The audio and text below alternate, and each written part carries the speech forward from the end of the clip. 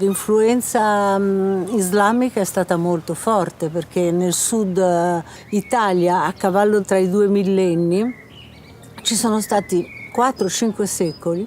in cui la fascia mediterranea era islamica dalla Sicilia fino all'India. E anzi Maometto incoraggiava di arrivare fino in Cina perché bisognava viaggiare, bisognava conoscere, bisognava scambiare. Procida era in mezzo a tutto questo, per cui chiaramente ne era fortemente influenzata e sono tante le testimonianze, dagli archi, le cupole, le scale rampanti della nostra architettura all'abito delle donne.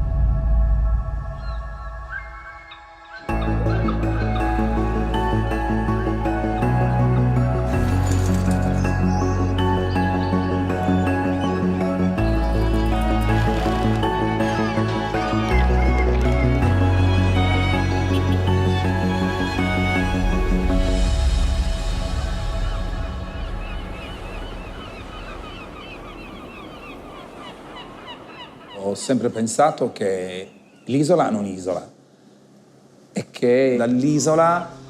si potessero lanciare dei messaggi, si potessero lanciare dei segnali, si potesse provare veramente a comunicare con tutto ciò che è distante da noi, con tutto ciò che è agli antipodi, con tutto ciò che è diametralmente opposto alla nostra cultura, alla nostra esistenza, alle nostre tradizioni. Oggi perché un posto isolato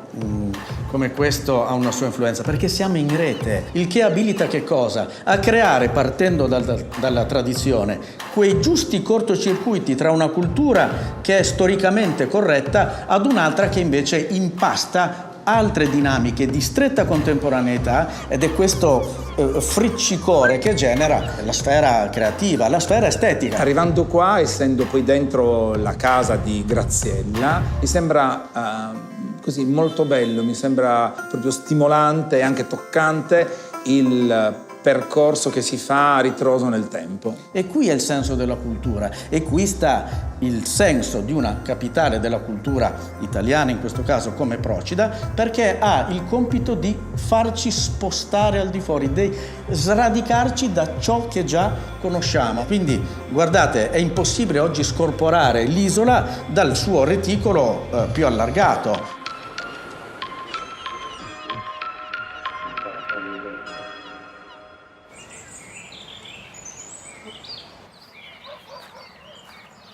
Credo che a ogni livello di comunicazione della moda e di creazione della moda corrisponda sempre il fatto che ci sia un nucleo iniziale molto forte, molto concentrato, che è proprio rappresentato e condensato da un unico luogo, che può essere l'isola, può essere un'isola interiore, può essere un'isola geografica, e quindi, perché no, Procida può essere veramente un motore di quello che più che gusto io tendo a definire la sensibilità di un'epoca. Proprio perché nella sensibilità di un'epoca ciò di cui noi più abbiamo bisogno è l'originalità, è la rarità in qualche modo mentale e culturale. Cioè, nel momento in cui c'è una povertà di idee, allora in quel momento le idee che nascono anche da un piccolo luogo possono diventare veramente un linguaggio universale, proprio perché in qualche modo alla fine ci si ritrova rispecchiati in quella singola anima o in quel singolo linguaggio espresso o dal luogo geografico o dallo stilista in questo caso.